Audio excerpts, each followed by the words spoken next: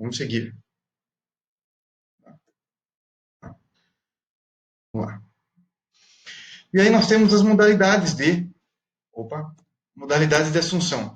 Nós temos a expromissão, é uma maneira de fazer a assunção de dívida, que é uma pessoa assume o débito de outra espontaneamente, sem a participação do devedor primitivo. Tá? Então, simplesmente, a pessoa fica com o débito, o terceiro, o assuntor, assume o débito e o devedor primitivo não tem nada a ver com isso. Tá? Nós já vamos entender mais. E aí temos a modalidade também, né, de delegação. Se o devedor transferir a terceiro com a anuência do credor, o débito com este contraído, veja só o que o enunciado 353 vai falar. A recusa do credor, quando notificado pelo adquirente de imóvel hipotecado, comunicando-lhe o interesse em assumir a obrigação, deve ser justificada. Então, veja só, na delegação, o devedor ele vai transferir ao terceiro com a anuência do credor, tá? O débito com esse contraído. Já vamos entender isso melhor mais para frente. Então, vamos lá. Assunção de dívida por expromissão. A expromissão liberatória, a primeira delas, né? Eu vou lendo os slides e vocês vão me acompanhando aqui para a gente poder acelerar. Claro que esses slides estarão lá com upload no YouTube para que vocês possam vê-los depois e fazer alguma anotação necessária, tá? A expromissão liberatória.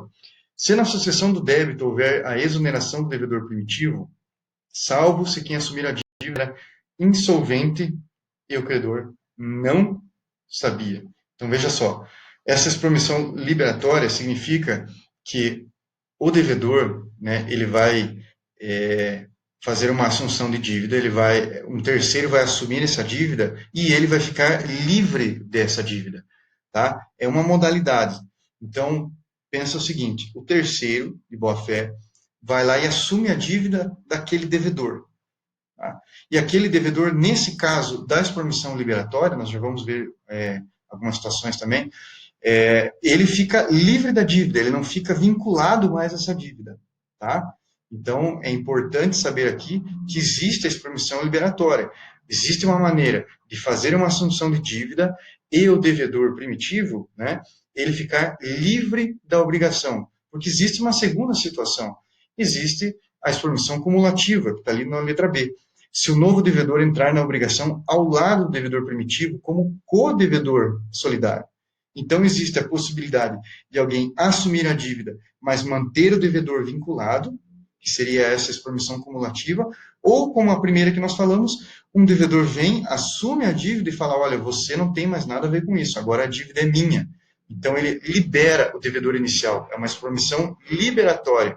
Agora, olha só o que fala ali no final, salvo se quem assumir a dívida era insolvente e o credor não sabia. Isso nós vimos no slide passado, e significa que se o devedor, né, o novo devedor, o assuntor, né, ou o terceiro, que vai assumir a dívida, se ele for insolvente e o credor não sabia da insolvência dele, ou seja, o credor não sabia que a pessoa não tinha patrimônio algum, e não, inclusive já estava devendo, e não tinha como arcar com as suas dívidas. Se o credor não sabia disso, a assunção de dívida é nula. Nós vamos ver isso para frente. Tá? Então, ele tem que, a não ser que ele concorde, isso vai estar escrito em algum lugar, que ele saiba, né, ele sabe que o assuntor, ou o devedor, o próximo devedor, né, o terceiro que vai assumir a dívida, era devedor insolvente. Se ele assumir esse risco de aceitar que o seu devedor passe a dívida para outra pessoa que não tem condições nenhumas de pagá-lo, aí é problema dele. Tá? Mas, se ele não sabe disso, não pode ser feita a assunção de dívida, ela é nula. Ela vai voltar. Vamos continuar. A expromissão cumulativa, né? Ou a coassunção. Olha só o que o enunciado 16, ele fala, esse enunciado 16, pessoal, é lá da Justiça Federal, tá? Ele fala o seguinte, o artigo 299 do Código Civil não exclui a possibilidade da assunção cumulativa da dívida, quando dois ou mais devedores se tornarem responsáveis pelo débito com a concordância do credor. Sempre a concordância do credor. E aí nós temos também a assunção de dívida por delegação, que nós falamos agora há pouco. Né? Então vamos lá. Delegação privativa. Se o devedor primitivo se exonerar por completo, inclusive pela insolvência do novo devedor, que ficará responsável por todo o débito. E a letra B, delegação simples. O novo devedor entrar na obrigação como devedor principal, passando o devedor primitivo a ser subsidiário a este.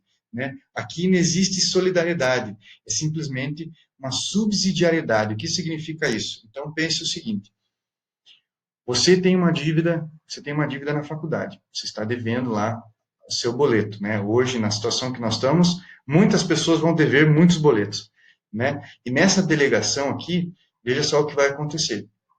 A pessoa, né, o terceiro, vamos imaginar que seja o seu pai, por exemplo, ele pode chegar lá na faculdade e ele pode pagar a sua dívida. Mas aí ele tem duas opções. Se ele pagar a sua dívida e ele pedir o recibo no seu nome, você que é o devedor inicial e ele que está querendo assumir a sua dívida, mas ele pega o recibo no seu nome, não há vinculação entre vocês, tá? Então não existe vinculação, você fica livre da obrigação.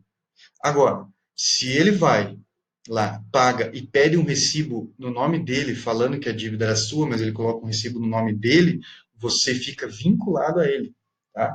Então não tem como escapar disso. Então tem que saber que toda vez que vai fazer um pagamento de alguma coisa, certifique-se, né? Se você está assumindo a dívida de alguém, certifique-se que você está colocando no seu nome o recibo, né? Colocando lá que era em favor de, para que a pessoa continue vinculada a você. Senão, você simplesmente pagou a dívida, fez uma oferta, doou um dinheiro para alguém que precisava. Isso é muito nobre, mas nos dias de hoje não está sendo fácil, né?